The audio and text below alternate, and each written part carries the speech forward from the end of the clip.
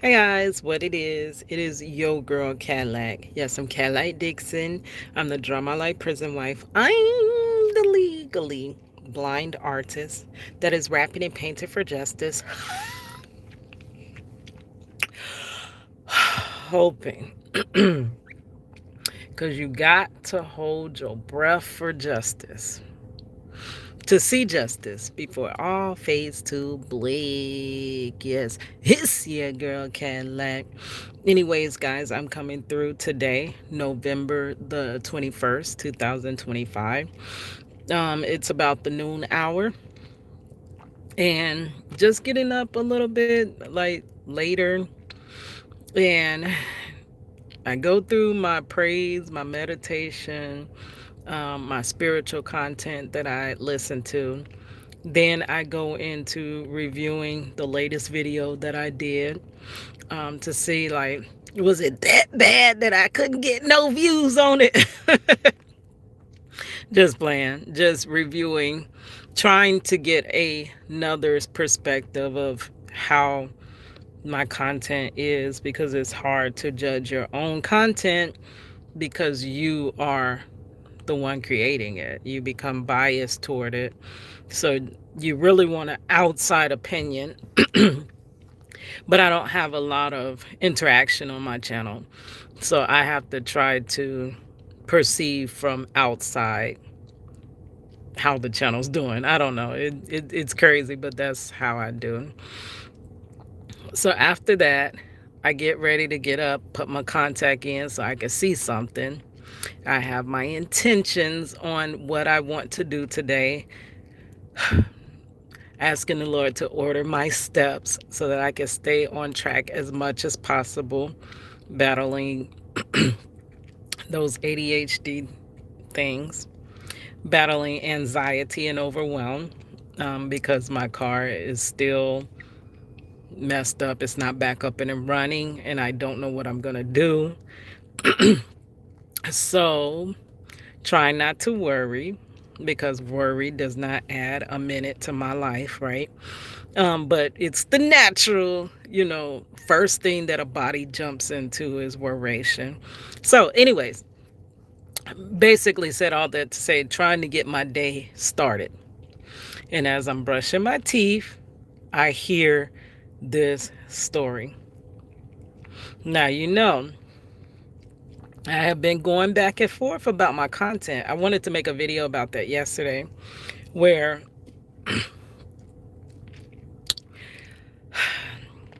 I honestly don't understand, sorry, why I am so ultrally broke. Like, this should not be.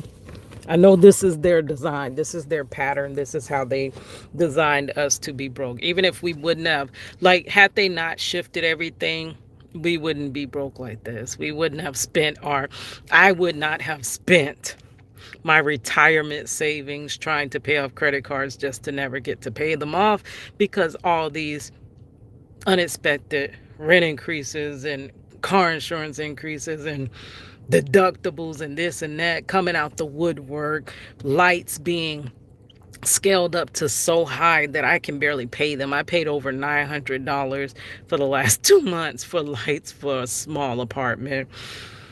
So all those things took my monies.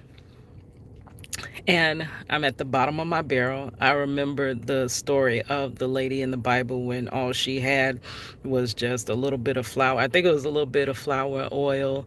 And she said that she was just going to cook her last meal for her and her son, and they were just going to be going to bed, like before they be going to bed. And the man of God came and said, prepare me something first. And she like, that's like with my little small finances. Someone said, but come pay my rent first. And then you'd be like, the jail I am. But she did. But that's how I feel like I'm at the bottom of my barrel, that I'm going to do the last of what I can do. And then I'm going to be gone. Yeah, like for real, I really do feel like that, because my best tries have not gotten me out of I'm just slipping further into destitute. Like, what? The harder I work, the harder. I had a song about that. They say if you try, then you can make it. While the harder I try, the harder I hit the pavement, the harder I try, the harder I fall. Answers to life, I ain't got 'em all. But they say if you try, then you can make it. While the harder I try, the harder I hit the pavement, the harder I try, the harder I fall. He answers to life, I ain't got 'em all. Here's your girl Cadillac.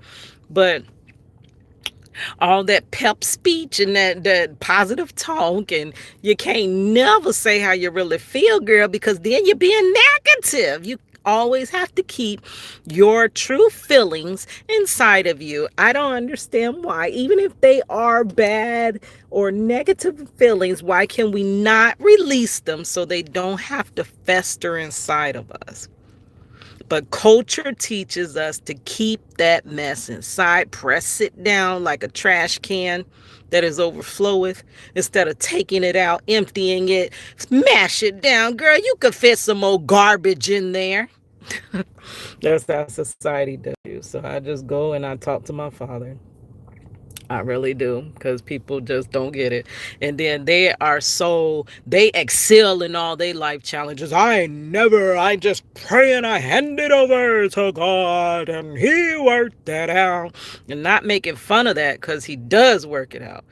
But they don't tell the story of how they went through, how they had sleepless nights, how they couldn't figure out what they were going to do when their vehicles were stolen and stuff like that. Girl, a rant. I'm so sorry. But in the midst of all those feelings, I prepare myself and say, I'm going to face another day. I'm going to be going to work.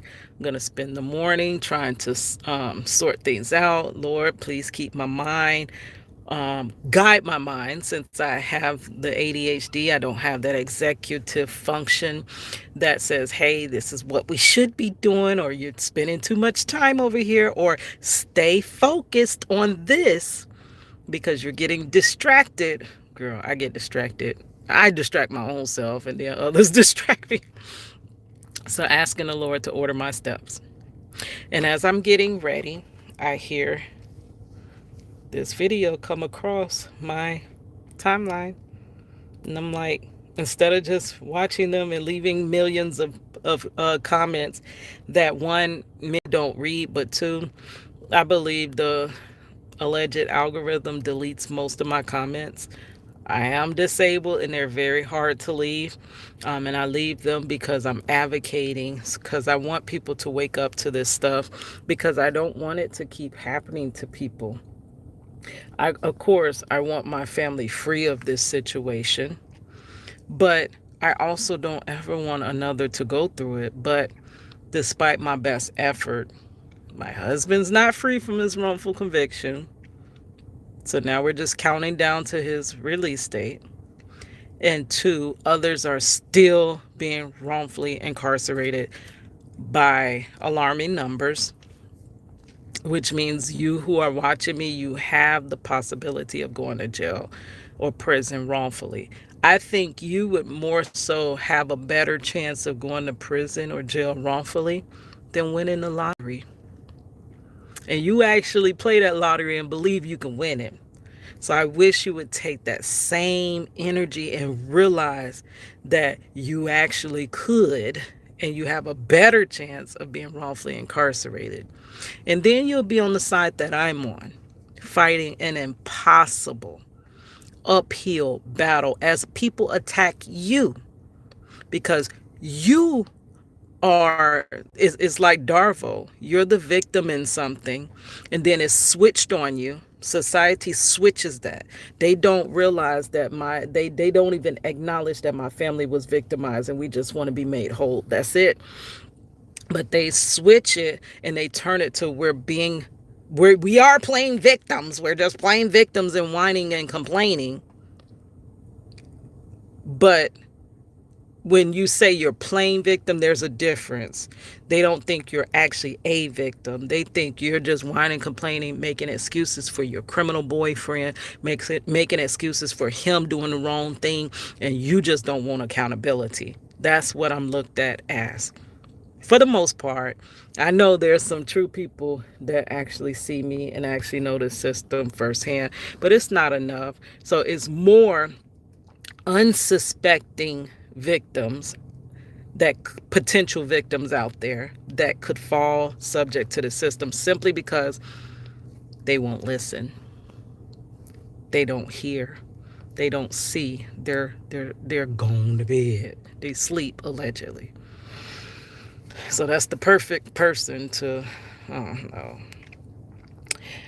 But I said, okay, instead of all of that, just get up and review the video, Keto. Whether anybody watches or whether anybody doesn't, God put it across your path. So I have this video from Indisputable. It is jailed BLK man freed after detective hides key evidence. Now I know that was meant to shock you, and it probably did shock you, so most likely you did click on his video to watch it if you've seen that, because that doesn't happen. They can't do that. That's not how that goes. They are 100%, they do everything they can. That's why if you're found guilty by a jury or 12 jurors, you have to be guilty. The officers don't arrest the wrong people, allegedly. This is what y'all tell me. But this did not shock me. This was like, dang, happens all the time. When I see something like that, that's what I see. And then I feel the sorrow for the persons whose life was destroyed for it. But everyone else most likely just feels the oh my gosh, how did that one-off situation happen? Freak situation that shouldn't have never happened. Oh, somebody needs to pay. How did you let this happen? Because y'all let it happen every day. That's because this story got broken. Do you realize for this one story getting broken, there's thousands sitting in prisons and jails with their stories and not even their names being acknowledged. And this is why, a reason as to why, because there's many reasons, but this is an aspect as to why our prisons and jails are to critical capacity. This is why when sometimes people do new crimes, they don't attempt to lock them up because they don't have the place, they don't have the resources to lock them up, because those places are being held by innocent people and by people that should have been let go a long time ago, that have served way more time than they should have spent in prison. So they're not freeing up the space to actually keep you safe. Your number one reason why you don't support me in my husband being wrongfully arrested and released is because it's the possibility he really did do it, even though I'm showing you all the evidence he didn't. But you don't want to even take that one little small possibility, because you could be letting a guilty person go, which if you would look at the evidence, you would be assured that you're not letting a guilty person go. But just because it's that small possibility, just like when all the evidence came through, that's Kevin Strickland, there is no way he could have committed said crime. He was told that innocence is no reason to be let go from prison. The same person that ordered Marcellus Williams, who spent decades on D row wrongfully. Same person now. You think he was more ethical in one case and not the other? No, he uses same discretion across the board. He refused, per due process and per the law allegedly, to hear Mr. Williams' newly discovered evidence that possibly could have freed him. Before playing through all of due process, they deleted him. And you think that's just. Well, that's why this alleged justice system is not really keeping you safe allegedly.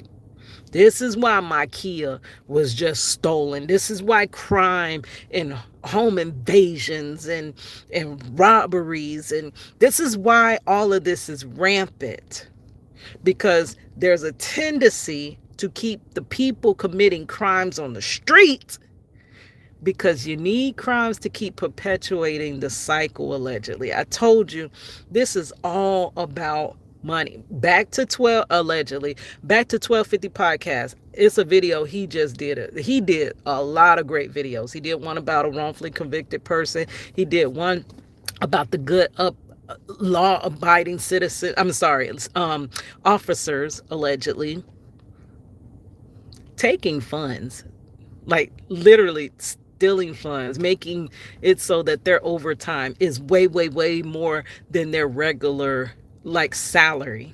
And then they're going home. They're not out there really keeping you safe, but they're clocking those dollars that you're paying for them to sit at home, to be going on dates and doing this and doing that with your tax dollars. Your tax dollars.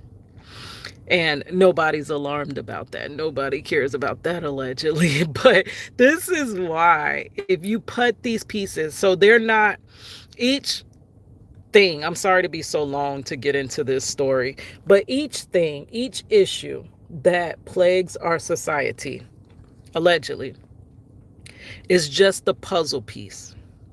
You have to take the pieces and you have to put the pieces together to see the full picture.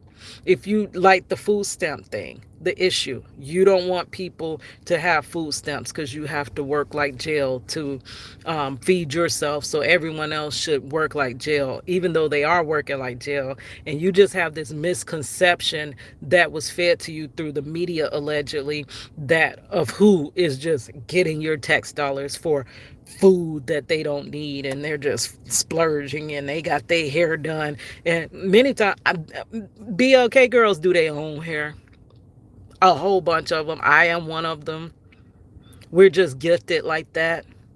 So it looks expensive, yes. Sometimes we are doing it ourselves on a very small budget, and we're doing each other's hair on a very small budget, and we are basically just switching. You do this and I do that, so we're bartering our gifts and our talents. But yes, we could look top notch and top dollar paid for that, but we really just switched and made work with what we had, because I had to be a single mother on welfare because they took my husband and put him in prison wrongfully. So see how that piece connects to that piece? There's the puzzle piece. Put it together. All of this connected. Officers allegedly clock in time that they're not out there fighting crime, and that rhymed and I wasn't trying. Put it together. That's a puzzle piece. Don't figure these things separately. And once you put the puzzle piece together and you zoom out a bit, you can see the full picture of how this is all just orchestrated. And it's not at all allegedly to keep you safe. They could care less about that. That's the smallest thing on the totem pole. They might sometimes, but that is the smallest issue on that totem pole. And shout out to those officers that returned my vehicle to me. Thank God for them. I was praying the whole time I was in the presence of them. Thank you. Okay, very long-winded. Let's get into this story. It's so hard. I've said enough, I think. Oh my God. I might have to go back. Let's see if we could just listen to it. It's so hard for me not to chime in. But maybe we could just listen to it, and then I will do a part 2 actually reviewing it. It's going to be hard for me. It's going to be hard. There's a cop who decided to hide key evidence. Oops. My bad. I'm trying to cut it up. Cut it off. Okay, here we go. Man gets convicted of murder. He's caught. Nothing happens to the detective. Put up the picture full mass. The story is going to make your blood boil. Keith Sylvester on the left from Atlanta, Georgia, spent more than a year incarcerated for the murder of his mother. That was very quick. Thank God it was only a year. You know, people spend 23 plus years for things they did not do. Some people spend decades upon decades. Kevin Strickland spent 42 years for something he did not do. And Marcellus Williams and Troy Davis were deleted for things they did not do. So thank God it didn't go that far. And his father, specifically stepfather. And wrongfully convicted for deleting your family. So when they supposed to be finding the people that outed your family, you see how arresting the wrong person causes more victimization. Instead of arresting the people that deleted this man's mother and stepfather, they arrest him. And cell phone evidence proving he never did it. I got to put it on He was an innocent man. That information, that evidence. And the officer found evidence that exonerated him, that would have made it where it wouldn't even went to court, but he hid it. He hid it. The first thing to go in a wrongful conviction is the exculpatory evidence. Anything that could prove that you were innocent, they delete off rip. Such as in my husband's case, the cameras that could have 100% proved that Marcello was nowhere in a parking lot to rob said nobody, you delete. The cameras at the 7-Eleven that shows, yes, in fact, Marcello's location was here, so he couldn't have been at no club robbing nobody. He, matter of fact, just left on foot and then was picked up down the street by his cousin. Could have proved all that. This one even went to court. But you made it fit by obstructing it. Oh, I love that girl. But you made it fit by obstructing it. And then you hide all of this from the jury. So the jury does not never get all of the pieces, which one little piece missing, which is actually a big piece, can cause the jury to have a different verdict, allegedly. So we're going to put this on a faster speed. And here we go. I'm sorry. Sylvester I lost. I couldn't. A $1.5 million settlement following a decision by an appellate court to reverse the conviction. That's according to WSB-TV local news. However, it does not appear as if the cop investigating the case, Atlanta Police Detective James Barnett on the right, was ever disciplined for withholding evidence that would have proved Mr. Sylvester. So he does this his parents often. Set fire to their home after strangling them. None of it happened. And they allow him to do it. Nor does it appear that the detective will be charged with perjury, which would be the appropriate charge in a case like this, since he lied. What do I tell y'all all the time? Guess. I'll give you 10 minutes to, not 10 minutes, I'm sorry. I'll give you 10 seconds to guess. What do I tell you? What do I tell you? What do I tell you?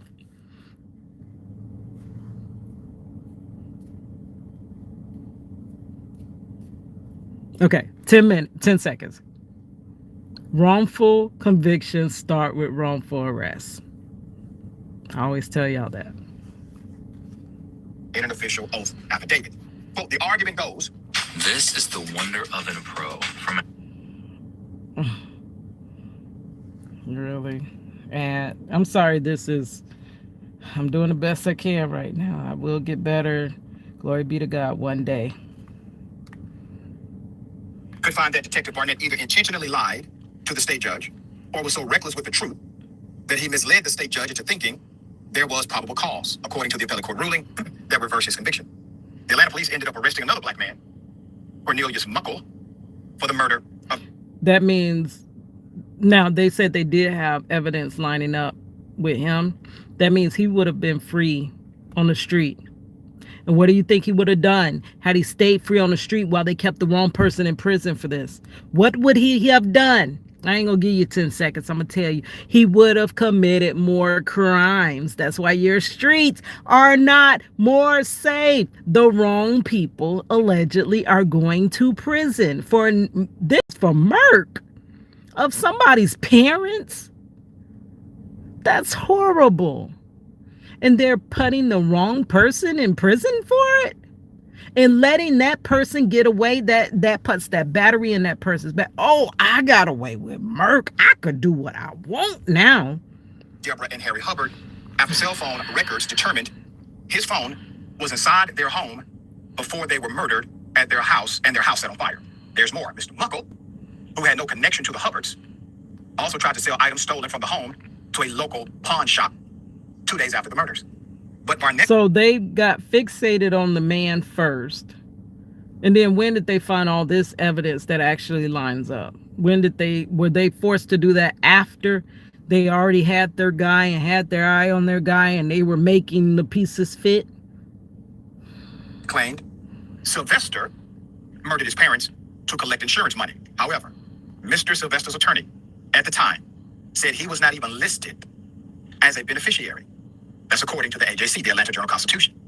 Quote, the insurance policy doesn't name him anywhere, said the attorney at the time. That was Zach Greenemeyer. Quote, and he would be one of 6 children and stepchildren that would be beneficiaries of the policy, end quote.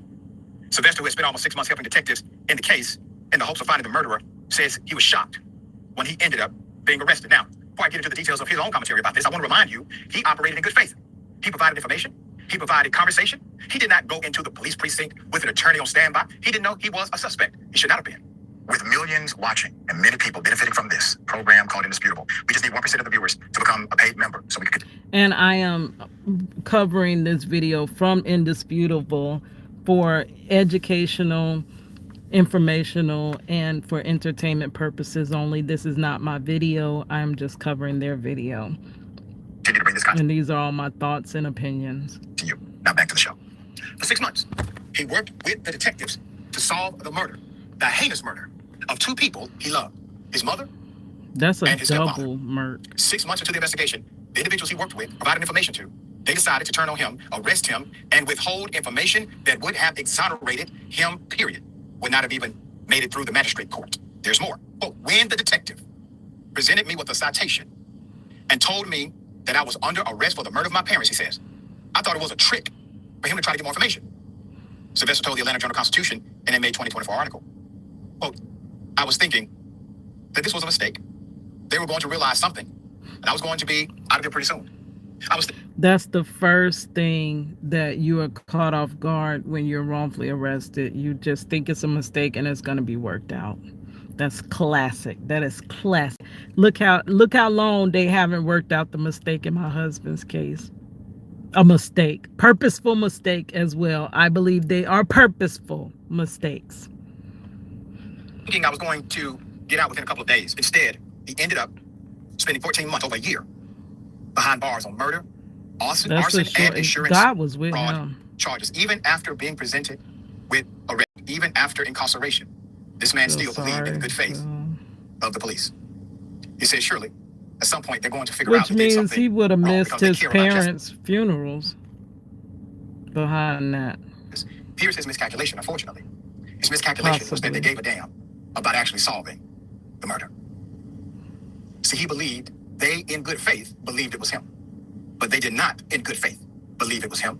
The lead detective withheld information, knowing good and damn well he was innocent. It was June 2nd, 2018. Mr. Sylvester was visiting his mother and his stepfather at their home in Atlanta, Georgia, which is something he did almost daily. But he left the home before 9 p.m., according to evidence from his dash camera video, cell phone carrier, and security cameras that recorded him at a gambling establishment, according to the court. Telephone records also determined that Harry Hubbard called his niece, Miss Walton, at 9:30 p.m. She told detectives that her uncle revealed no signs of distress during the call. Timeline says what? The suspect leaves the house before 9 p.m., The victims, or at least one of the victims, is on the phone with a family member at 9:30 p.m., well after the alleged suspect had left. No signs of distress. You don't have to be a star detective He to didn't follow the even timeline. know. There's more. 3:56 a.m. At 3:56 a.m., the fire department received a call. The house was on fire. When they arrived at the scene, they discovered that was inside with signs of strangulation. Firefighters also determined the fire was deliberately set shortly before the call came in. What time did the call come in? 3:56 a.m. The alleged suspect left before 9 p.m. There's more. Crazy. And this is the system y'all like. Y'all fight me about criminal justice reform. This is what y'all like to happen. Possible for Sylvester to set it according to the above-mentioned evidence that was never introduced at the trial. An autopsy determined that the couple was still alive when the fire started because there was ash and soot in the tracheas. They breathed it in, indicating they were still breathing when the fire started. However, it appears as if Barnett was not having much luck finding the real killer. We're back to the detective.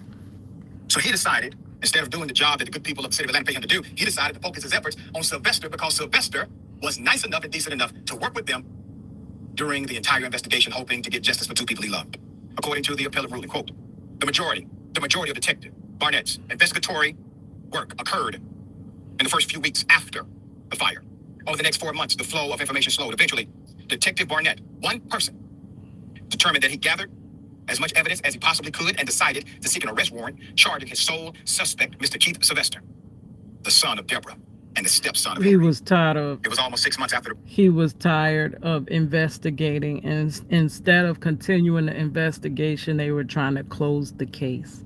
I tell you all the time, a lot of these are rush decisions just to close the case. This is to get the conviction. That's what I was trying to tell you, and 1250 podcast was trying to tell you, that these are about just getting the conviction more than it is about justice and safety. But the unsuspecting public, and you're only unsuspecting because you will not hear.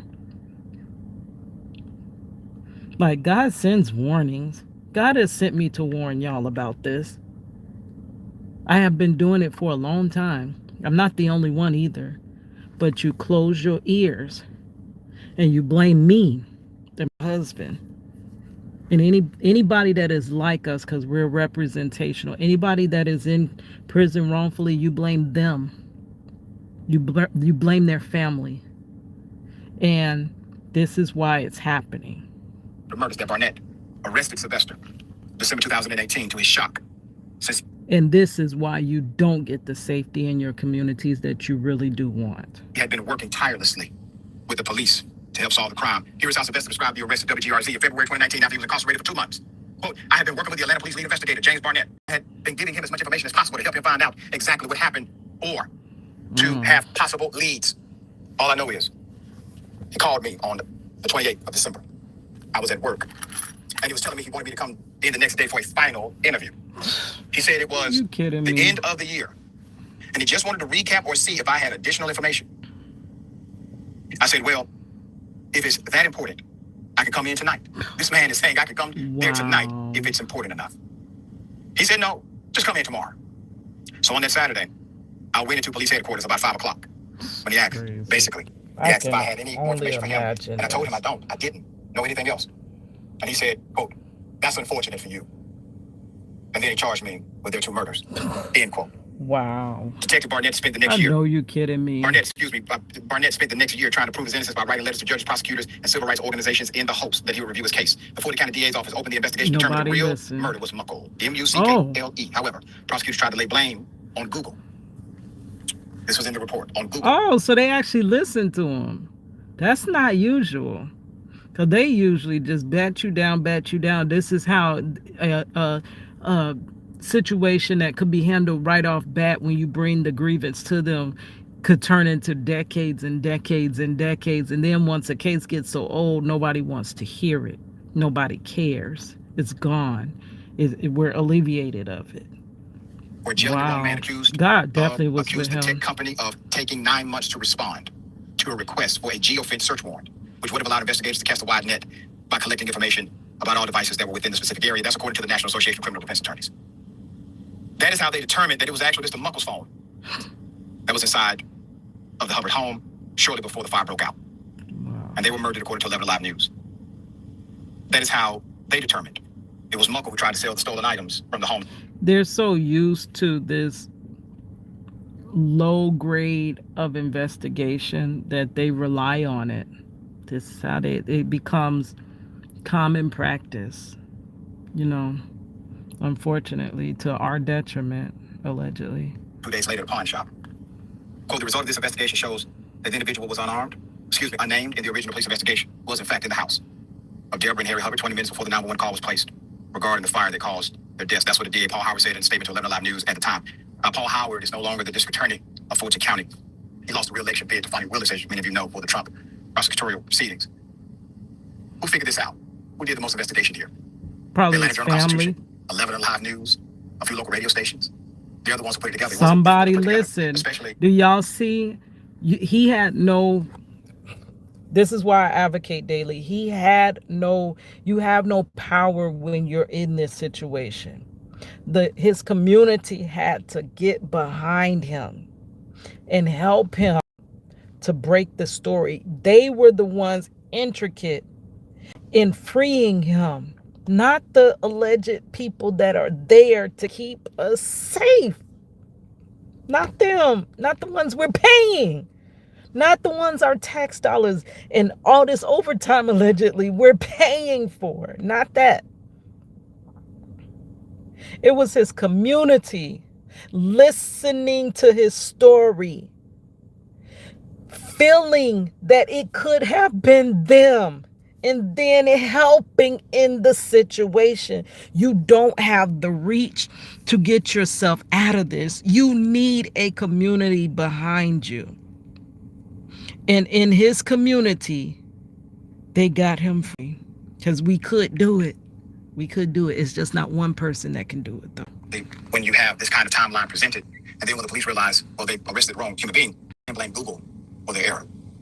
David, you do a lot of these cases where you highlight constitutional rights, you highlight investigative prowess, what cops are able to do and not. But when you look at this really was the effort of one lead detective, and because of how the system operates, nobody checked him when he decided to turn his efforts against one person, the one person providing information to him to help solve the crime. Yeah, there was no accountability. And that is what criminal justice really is about. Criminal justice reform is about oversight. They're not God, allegedly. They can make human mistakes, and they can make deliberate mistakes from bias. They can. So somebody has to oversee it. And when we bring the grievances that no, they didn't handle our cases correct, we're just told to shut up, stop complaining. They did as much as they can do. They do the best job they can do, and all this other random stuff, rather than just saying, well, let's see if your claim. And that is allegedly how our justice system is supposed to be built. It is supposed to be built for us. They are supposed to hear our claims. They're supposed to hear our motions. We are supposed to, when we put in motions, instead of just batting them down and siding with the higher court, the lower court, you're allegedly supposed to look into those, because these are our constitutional rights. These are our rights, allegedly. And they're just skipped over so that you can get the conviction, allegedly.